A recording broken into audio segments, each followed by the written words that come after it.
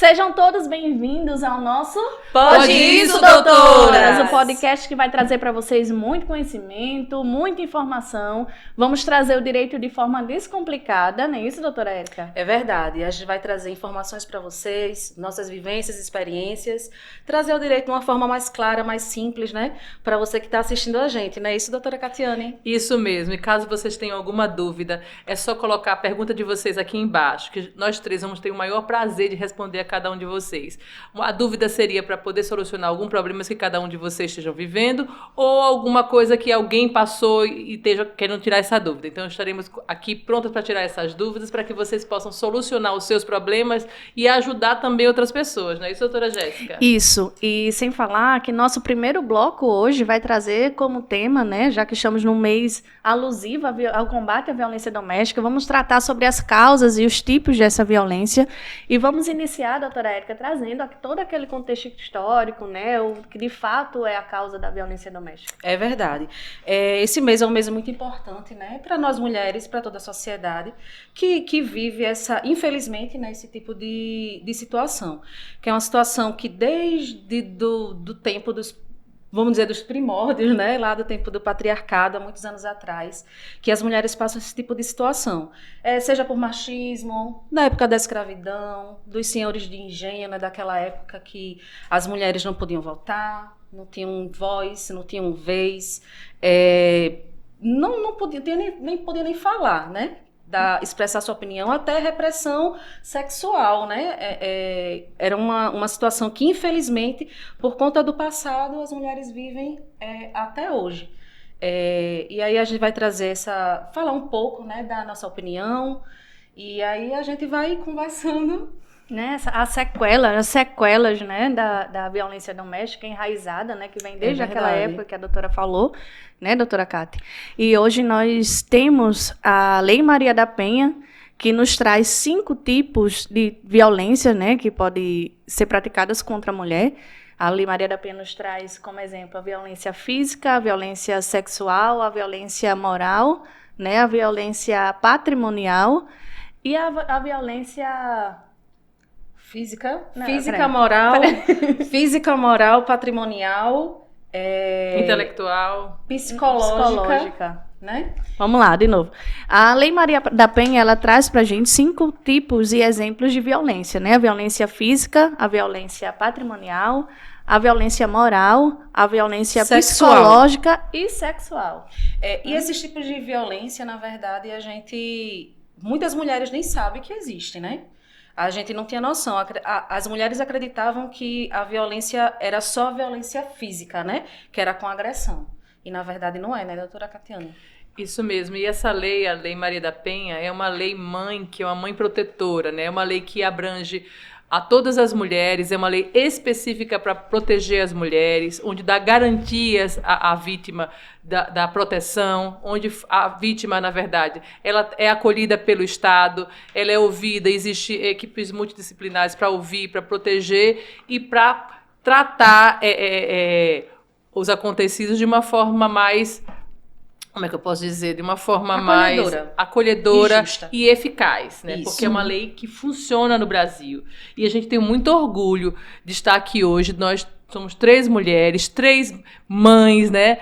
3 advogadas, que a gente também já sofremos, né, algum tipo de violência no nosso passado. Estamos aqui para dizer para vocês que vocês não estão sozinhas.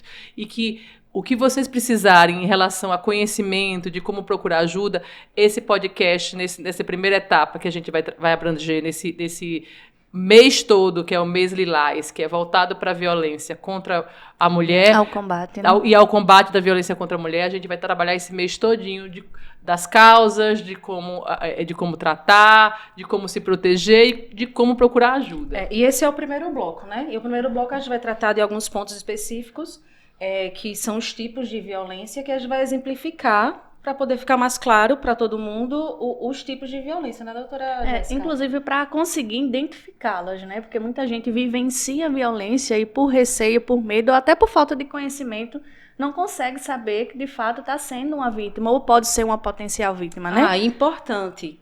Número 180 é o número que vocês devem ligar caso você seja vítima de violência doméstica. se identificar, né, com alguns sinais que a gente vai trazer, não deixe de denunciar, né, procure ajuda, procure ser ouvida, porque o máximo, a princípio, que uma vítima quer que alguém ouça, né, para poder dar aquele apoio, aquela força, dar o conhecimento dos direitos dela. E ao exemplo das 5 tipos de violência que a gente trouxe aqui, todas elas se manifestam, né, de formas agressivas, independente de ser a violência física, que deixa marcas, a violência psicológica, como, por exemplo, ela traz marcas extremamente emocionais, né? Marcantes, e que traz sequelas para a vida inteira, né? A gente vai falar, né, de cada uma, mas um tipo de violência que até pouco tempo atrás a gente não falava e que é muito recorrente, que eu acho que o percentual maior, que é a violência psicológica, né?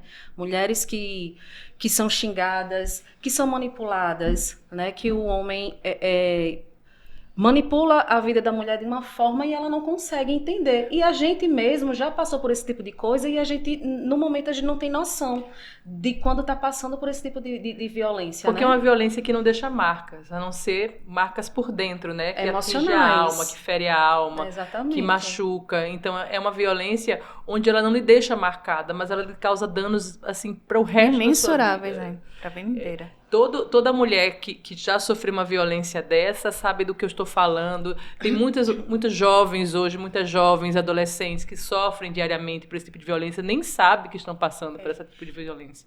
E falando dos tipos, né? A violência sexual também é um tipo de violência que a mulher também não acredita que passa por esse tipo de violência, porque o homem acredita que tem a mulher como uma propriedade, né? Como uma coisa que porque é mulher, porque é esposa, porque é namorada, tem que ter relação sexual, porque tem que fazer da tem que forma fazer que ele quer, na hora que ele quer, do jeito que ele quer, e a mulher somente se submete, né? Isso, se submete. E ela não sabe que está sendo vítima de uma violência sexual. Onde, na verdade, todas nós somos responsáveis, somos protetoras, somos detentoras do nosso corpo. Verdade. Ninguém pode fazer conosco o que a gente não quer que faça. Então, nós podemos, nós não permitimos. E, assim, é meu corpo, é o meu desejo. Então, assim, a gente não pode deixar que isso, né, ou que eles sejam detentores disso. Não estou falando de uma forma que os homens são só os vilões, não. Também tem os tipos de relacionamentos que também são abusivos. Tem relacionamentos que levam também as mulheres a serem tratadas também de forma inferior, também no trabalho, né? Isso é um tema que a gente vai trazer depois. E tem outros tipos de violência. Mas a gente hoje está falando da violência mais da forma do relacionamento, né? Em relacionamento. Então, hoje a gente vai falar disso do patriarcado. De todos os tipos, violência doméstica e familiar, né? Dentro do núcleo geral, porque eu acho que a doutora, o que ela está querendo dizer é dos danos que isso traz na vida econômica da mulher. Porque as mulheres que passam por esse tipo de violência, por exemplo, são as mulheres que não rendem no trabalho.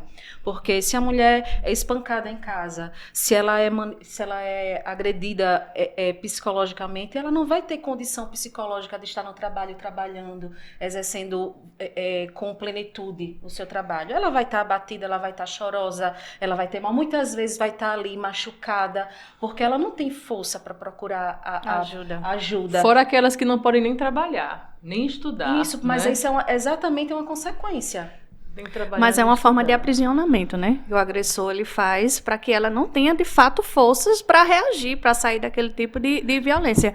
Quando a gente trata de violência sexual, muita gente acha que só o fato da negativa para o ato sexual constitui violência. Mas o fato do homem exigir o não uso de preservativo também já é uma forma de violência. O homem querer que a mulher aborte, ou o homem querer que ela pratique, né, o ato de forma liberal, né, digamos assim, é uma forma de violência. O homem chegar para a mulher e dizer, não, eu quero hoje, eu quero agora, e você tem que estar disposta, porque eu casei com você, você é minha mulher, isso é uma forma brutal de violência. É verdade. E dando continuidade, esse tema realmente é muito importante, porque a mulher, quando ela se sente mulher, né, no caso do homem, sabe que é mulher, ela acredita que tem que fazer e tem que ficar calada e não vai falar, não manifesta vontade por medo, ou por até dependência, né? Dependência, ou até por acreditar que ela está errada se ela disser um não. Aí vem aquela história do não é não. Não é não, não é só numa balada, numa saída, né? O não é não em casa também. Não é porque um namorado, é um marido, é um noivo que a mulher vai ter que fazer na hora que ele quer. Né? Como a doutora Jéssica falou, a questão do uso preservativo é bem importante.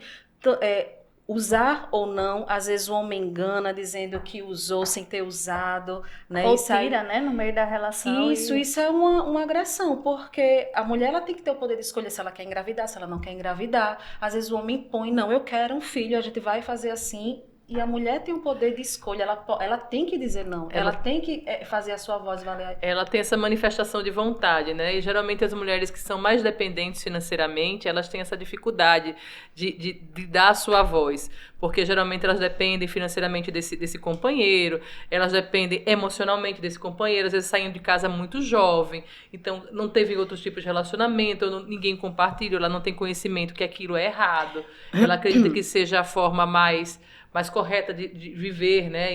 E outras coisas não. Tem outros fatos que são escolhas da mulher, né? A mulher deseja ter 10, 5, e são escolhas. E tem mulheres que não desejam ter filhos e está tudo bem. Né? Isso tem que ser manifestado por cada uma, né? Olha, eu tenho um desejo de ter filhos de forma independente. É um desejo dela. Eu tenho um desejo de estar casada e não ter filhos. É um desejo dela. Eu não quero casar, mas quero ter 10 filhos. Tudo isso é uma manifestação de vontade. Então, a gente tem que respeitar e apoiar essas mulheres que têm essas vontades diferentes da nossa. Não é porque eu tenho uma vontade de uma forma, a doutora Érica tem outra vontade, que seja... não, mulher. Doutora Érica tem uma vontade diferente, seja a dela correta e a minha seja a errada. Então, cada uma tem poder de decidir sobre o seu corpo. E é importante frisar que você falou aí da questão do poder econômico da mulher, né? Que a mulher é dependente economicamente do homem, mas muitas vezes a gente sabe que mesmo mulheres independentes economicamente também passam por esse tipo de situação.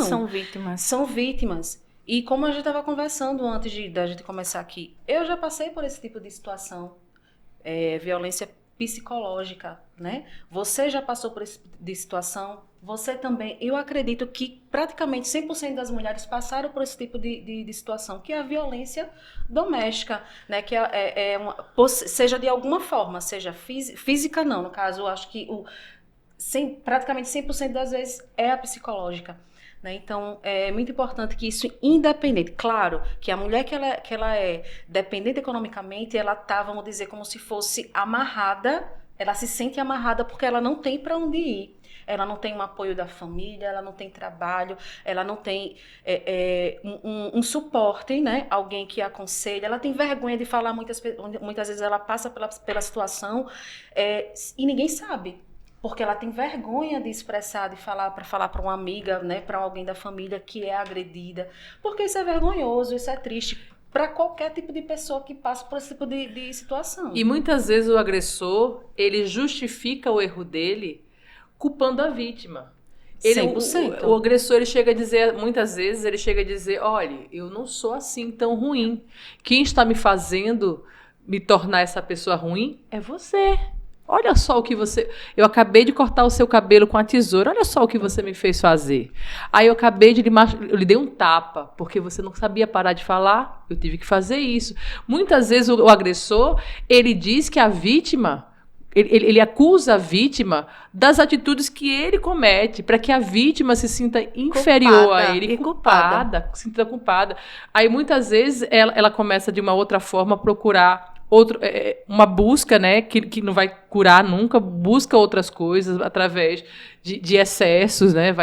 Umas mulheres procuram a bebida, outras mulheres procuram outros vícios, né? Porque às vezes não tem apoio, então elas se sentem sozinhas. Vocês não estão sozinhas. Vocês, mulheres que sofrem esse tipo de violência, vocês têm que pedir ajuda, porque a lei ela está aí para nos atender e atender cada mulher que se sente sozinha. Inclusive, entre a gente. Eu fico muito feliz de estar fazendo esse encontro, tendo esse encontro com vocês.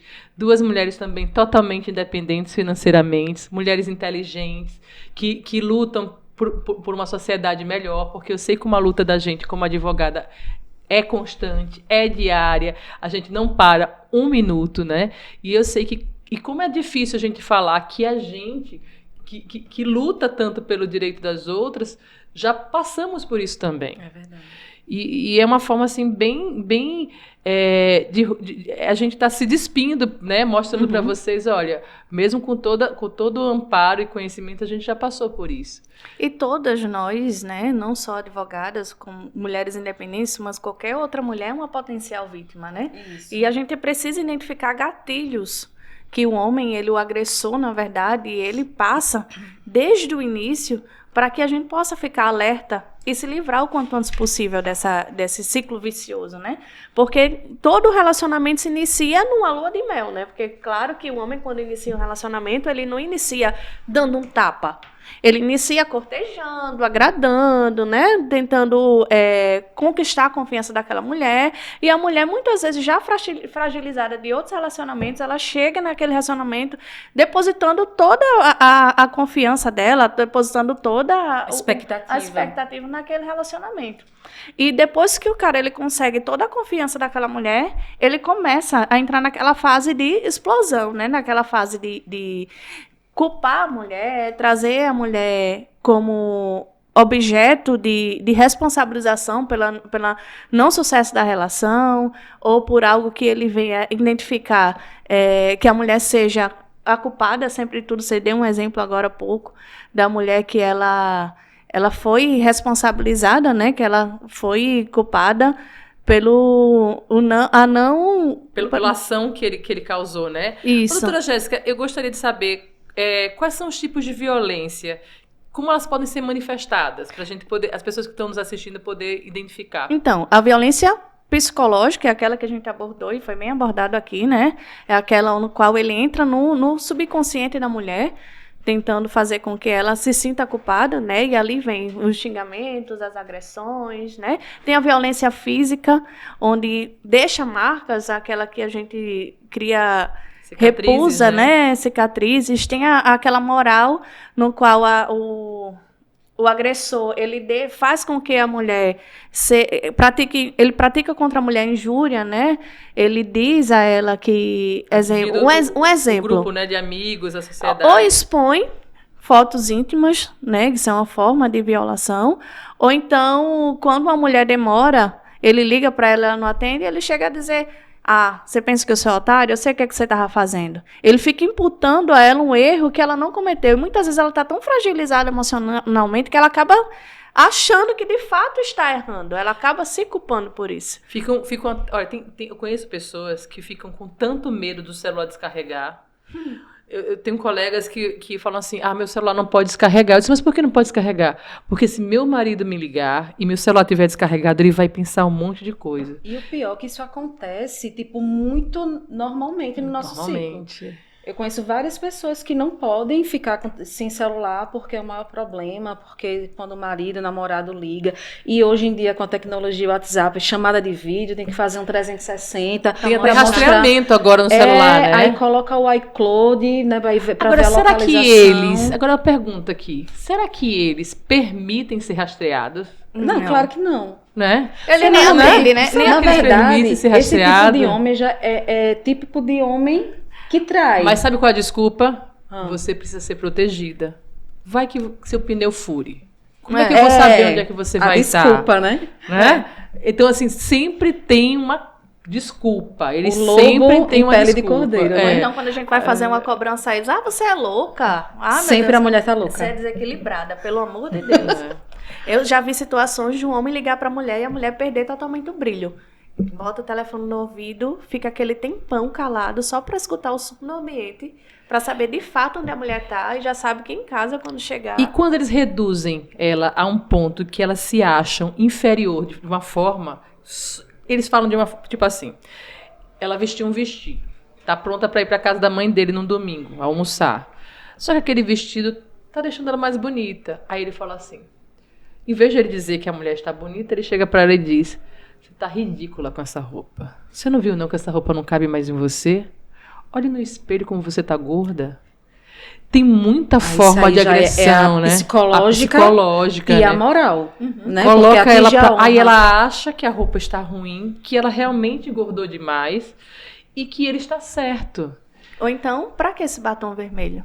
Vai pra onde com essa unha vermelha? Quer chamar a atenção? Não é possível. Você tá saindo assim Não é pra mim que você está se vestindo. É para os outros. Deve ter alguém que tá se agradando. Porque na cabeça deles, a gente se arruma pra outro. Então, vocês homens que estão nos assistindo, a gente ama passar batom vermelho. Unha vermelha. Amamos pintar as unhas. E é pra gente.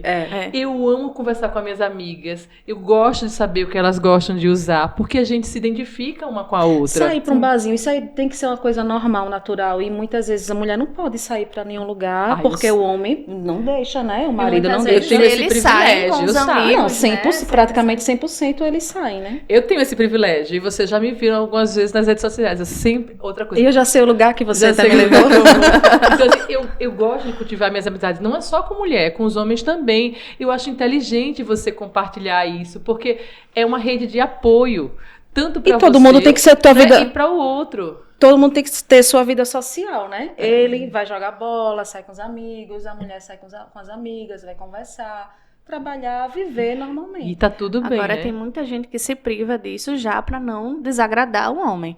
Porque eu já ouvi relatos de mulheres, de clientes mesmo, que o cara não deixa ela ir pra academia por conta da roupa justa ou pra não estar exposta. Por conta do Belo, né? E da Graciane Barbosa.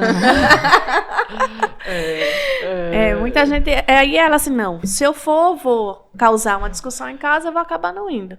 Aí se priva de muita coisa pra buscar agradar. E às vezes agradar. o esporte é uma questão de saúde, né? 100% saúde. Saúde, é 100% saúde. Isso aí é o plus. O corpo bonito é o plus. Corpo bonito é o plus. É a consequência, né? Então, assim, a gente vê diariamente isso. E como a gente vê diariamente, até ao nosso redor, se torna tão comum, né? De forma tão...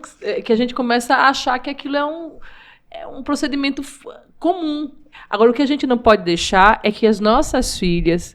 Que os nossos filhos homens também tratem as mulheres assim. As mulheres não são propriedade. Os homens não são donos das mulheres. As mulheres, elas têm sua vontade, têm a voz para falar. Isso, né? O sentido pedagógico de tudo, né? A gente tem que começar dentro do nosso lar a orientar o nosso filho, a orientar a nossa filha não ser dependente emocionalmente, não ser independente financeiramente do homem, porque aí já limita, né? Ou então extingue essa possibilidade futura de E já vem aquela violência. questão, como eu estava falando do início, da questão do machismo. Né? Do machismo, que é a forma como o homem é criado, né? A mulher não pode sair sozinha. Então, se você ensina ao seu filho... Eu tenho um filho de 20 anos. Então, eu sempre converso com ele... graças a Deus ele é um menino tranquilo, mas quando a gente mostra para ele que a mulher não é assim, que não é desse jeito que se fala, né? Aí a gente vai educar, né? E a gente está fazendo a nossa parte, né? Mas tem muitas mulheres, principalmente homens, que ensinam o filho a achar que é bonito o homem ter 2, 3 mulheres, né? Porque isso... Para o homem é bonito. E aí começa dessa forma.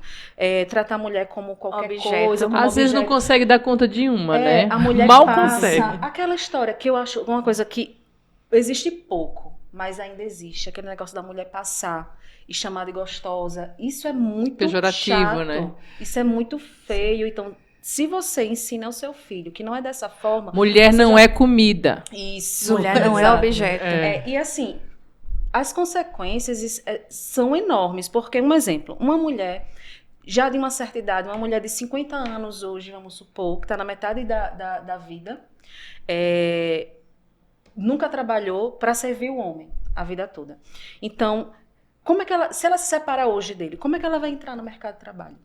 Ela não vai entrar no mercado de trabalho. Muito difícil. Ela vai trabalhar de diarista, né? Ela vai trabalhar de uma Talvez ela não forma. esteja preparada, não é, para poder ser lançada ao mercado. E é por isso. Porque ela foi privada do conhecimento, né?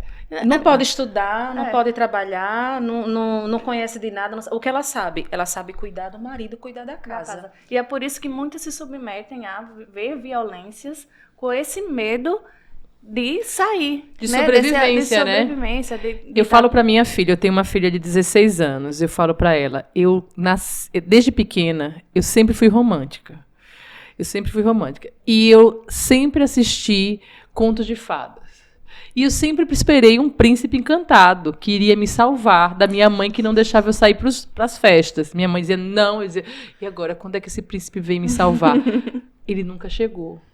E ele não vai vir porque não existe. Não existe. Aí eu falei pra minha filha, olha, minha filha, não existe conto de fadas. Existe sim um homem bom, um companheiro que você vai ter a sorte de encontrá-lo. E vocês juntos vão poder constituir uma família, se quiser ou não. Não existe. Se você estiver na torre, ninguém vai te salvar. Ou você se salva, você vai ter que se salvar. Ou você vai ficar na torre esperando uma coisa que não vai chegar.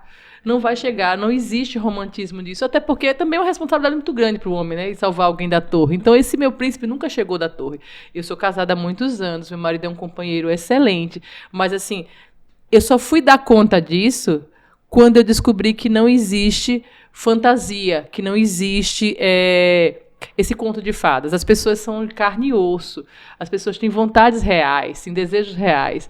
E você, se quiser compartilhar, tiver uma companheira, você tem que compartilhar com ela esses desejos, né? Mas independente reais. de ser príncipe encantado, não existe, a gente está brincando aqui, mas o homem simplesmente ele tem que respeitar a vontade da mulher. Se ele respeitar a vontade da mulher, né, respeitar a sua companheira, ele vai estar fazendo o papel dele, vai estar fazendo certo. E aí, né, cada um vai ver fazendo sua... Se não deu certo a relação por outros motivos, aí é outra coisa. Mas aí ele tem que respeitar, né, tem que fazer as coisas conforme o figurino, sem desrespeitar a sua integridade física, né, a sua integridade psicológica, porque é muito importante a gente trazer esse tema, porque as consequências, né, é o grande gargalo. São perversas. Né? E muitas vezes para sempre na vida de uma mulher, porque imagina uma mulher que sofreu violência doméstica, existe isso, durante 30, 40 anos, a mulher chega ao fim da vida, a 60, 70 anos de idade, sendo xingada, diminuída o tempo todo. Imagine, você não passar a vida toda, você não ter sua liberdade financeira, sua independência, você poder fazer o que quer, para onde quer. Existe a violência patrimonial, que é quando a mulher trabalha e o homem que é dono do dinheiro dela. O homem, isso as pessoas também não falam. Esconder os documentos, né? Não, você não vai sair de casa, eu vou pegar aqui a sua habilitação, no caso de uma mulher habilitada. Você não vai trabalhar hoje. Inventar alguma coisa. Domínio de cartão de crédito. Cartão de crédito. Enfim, tanta coisa que envolve essa situação da violência doméstica. Que... O patrimônio, não é? Isso. Que ele coloca sempre no nome dele. Às vezes ele não compartilha com a esposa, né? Às vezes ele omite muitas coisas que ele tem, muito patrimônio que ele tem. Para não ter que dividir. Eu conheço mulheres que sustentam a casa e o marido trabalha e ganha mais do que elas. Mas o dinheiro dele não é compartilhado para dentro de casa. Eu conheço mulheres que elas não sobram nada realmente para elas, porque elas que pagam a energia, pagam a água, fazem a feira e o marido usa o dinheiro dele só para ele. Então, essa violência patrimonial, financeira que as mulheres sofrem, e às vezes elas justificam, né? Porque ele precisa consertar o carro, né?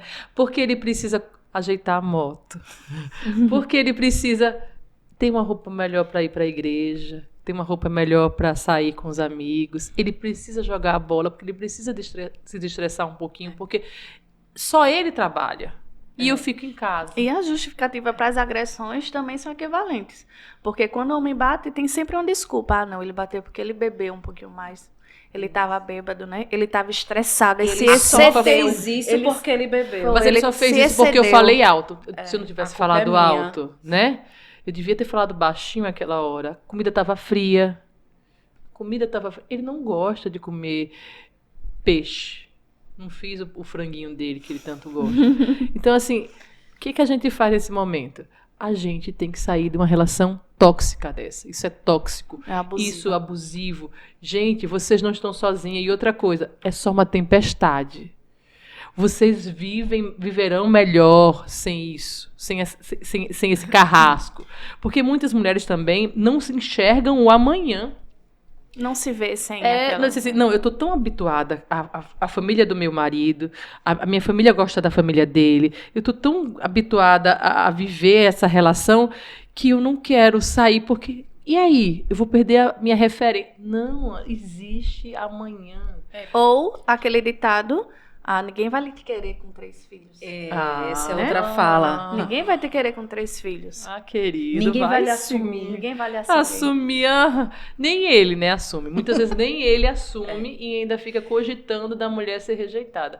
Deixa ele deixar a mulher para ver se não tem 3 amigos que liguem para ela.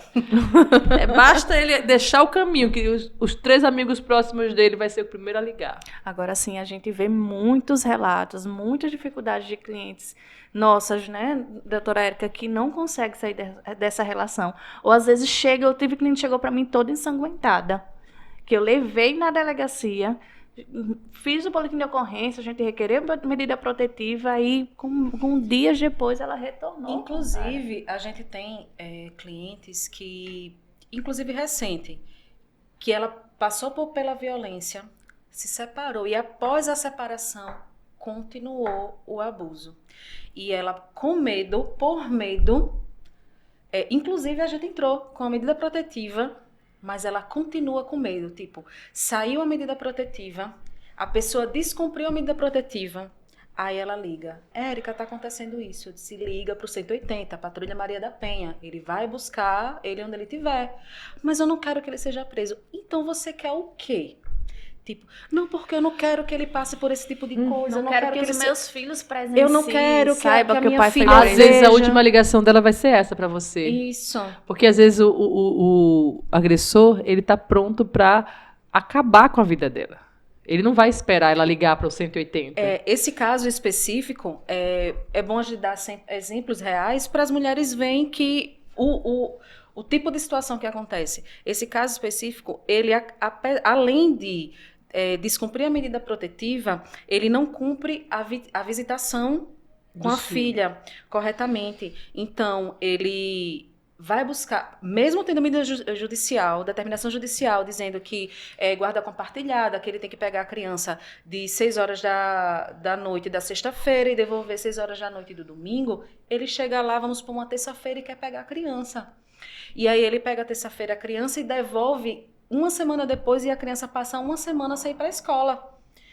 Aí ela pega e aí ele chega a dar R$200 e ele acha que R$200 ela vai gastar com ela. Ele acha que R$200, ao invés de ela comprar alguma coisa para a criança, ele vai comprar alguma coisa, ela vai gastar com bebida, vai gastar com farra, vai gastar com homem, como R$200 para uma criança fosse alguma coisa. Não supre nem a necessidade existencial da criança. Tem escola, tem alimentação, tem remédio, tem roupa. A criança com 4, 5 anos está em desenvolvimento, está crescendo, perde um calçado, né? A roupa não dá mais. Então, assim, e ele ainda continua fazendo isso. E aí, para você ver, a gente entrou com um pedido de medida protetiva e entrou com a ação de cumprimento de sentença também de cumprimento de guarda e visitação e de alimentos. Ele nem cumpriu a medida protetiva, ele nem cumpriu a de alimentos. E nem cumpriu a visitação. Aí eu fui, peticionei, pedi o cumprimento da sentença, né? Porque ele tem que cumprir no prazo de 3 dias, né? Quando a gente está com cumprimento de sentença, tem que ser com 3 dias. E com 3 dias ele nem cumpriu, nem justificou que cumpriu. Com risco de penhora ou prisão, né? Prisão. No caso, 3 dias é prisão. Sai, foi expedido de mandado de prisão. Sabe o que foi que ela fez? Ela ligou. Érica, eu não quero que ele seja preso. Eu fiz um acordo com ele. A criança, ela está em diagnóstico de autismo, e aí ele disse, ele vai pagar o TO, ele vai pagar a terapia ocupacional, porque ela precisa, o problema dele é não dar o dinheiro na minha mão, ele vai pagar. Então, assim, ela ainda aceita, ela ainda concorda, ela acha que ele está certo, ele continua manipulando ela mesmo após o fim do relacionamento. E a culpa é dela. Ela acha que a culpa é dela. Eu tenho uma cliente que é um caso, não é similar, mas é um dos casos parecidos que eu trouxe aqui para hoje, que ela teve um relacionamento extraconjugal com um companheiro que ela teve, né, extraconjugal, ele tinha um emprego de... Ele recebia mais de 8 salários mínimos, é um emprego...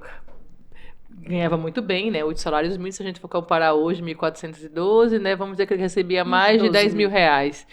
E o que acontece? Ela entrou com um pedido de alimentos, a gente entrou com um pedido de alimentos, e quando foi notificado no dia da audiência, ele comprovou que tinha pedido dispensa do trabalho. Ele pediu para ser demitido. Isso é muito corriqueiro. Para que não tivesse a retenção do salário dele da pensão alimentícia.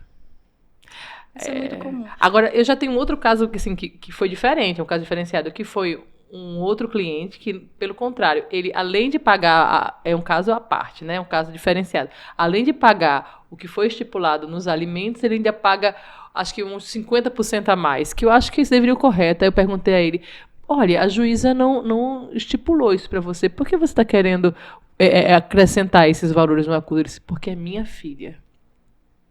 Ele disse, é minha filha. Então, se eu tenho condições de melhorar a vida da minha filha, colocar ela numa escola melhor, mesmo que não esteja estipulado nos alimentos e no acordo esses valores, eu quero ter esse compromisso com ela. Porque existem homens e homens, né? Então, assim, existem exceções, né? A gente gostaria de dizer que a exceção é a maioria, mas não é. Mas... Agora, o que acontece? Tem muitas mulheres que cedem à chantagem emocional do homem justamente por conta dessas situações que ele traz. Muitas vezes a mulher permanece num relacionamento abusivo simplesmente pelo fato do cara sempre falar, hoje eu tenho condições melhores de criar o nosso filho. Se a gente se separar, ele vai ficar comigo. A guarda do nosso filho é minha, porque hoje você não tem condições de criar seu filho. Aí muitas vezes a mulher permite passar por vários tipos de situações, né? Ameaças, agressões, para não ver a possibilidade de se distanciar do filho. Mas aí, nesse caso, não vai ser somente analisado a questão financeira. Tem que ter a ver a questão emocional, o ambiente que a criança está.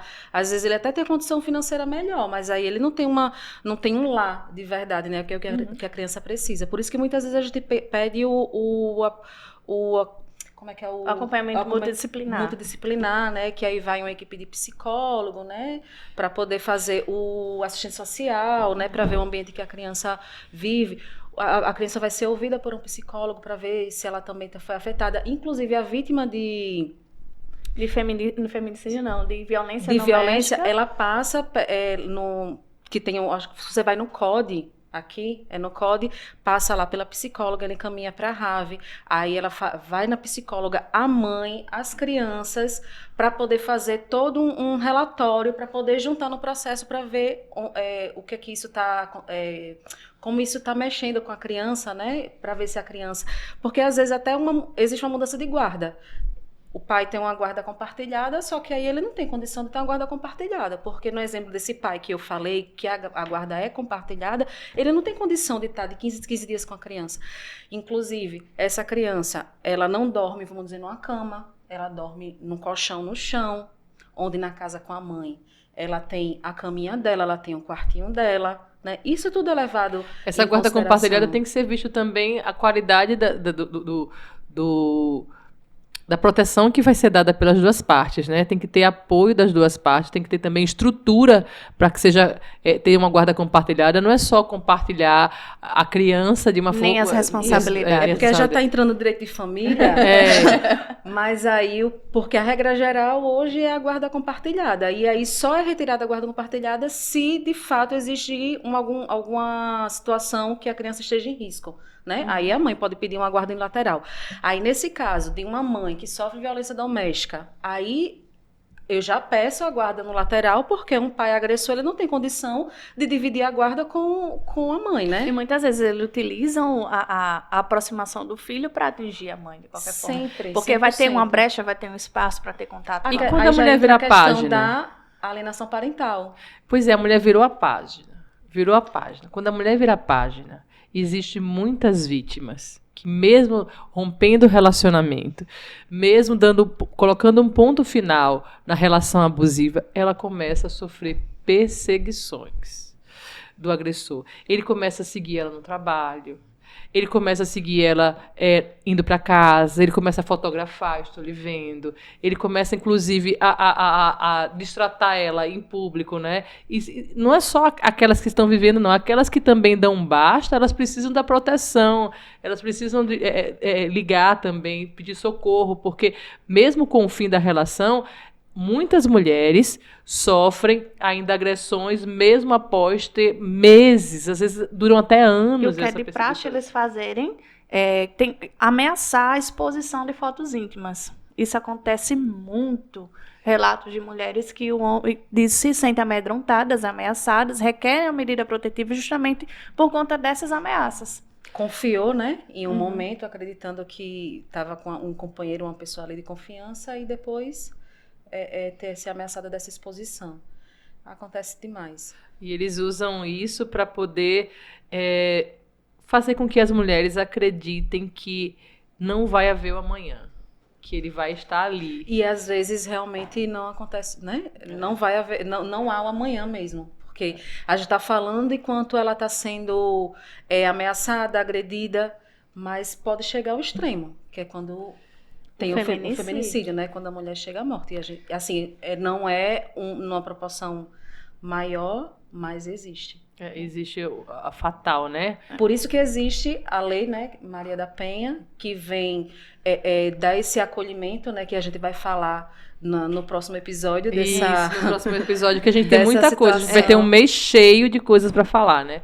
Sobre a violência contra a mulher. E trouxemos aqui vários exemplos, as características e os tipos de violência, né? Então, você que está aí nos assistindo, se você se identificou com algum dos tipos de violência, se você percebeu algum gatilho que possivelmente você esteja passando por algum tipo de violência, nós prestamos apoio, né, e solidariedade, tentem contato com a gente e ligue para o DISC 180. 180, a Patrulha Maria da Penha. Ele Denuncie. vai até o local, já leva o agressor na hora, e aí vocês têm que denunciar, vocês não podem se calar.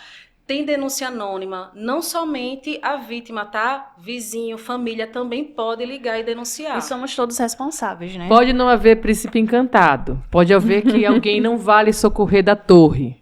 Porém, o 180 pode ser aquela fada madrinha que você precisa para se salvar. Então, se sentir em risco, se sentir que está amedrontada, ansiosa, ou que tem medo, que não pode contar com o apoio de outras pessoas, o 180 pode não ser o príncipe, mas pode ser a fada que vai lhe salvar desse inferno, né? Vai tirar da torre.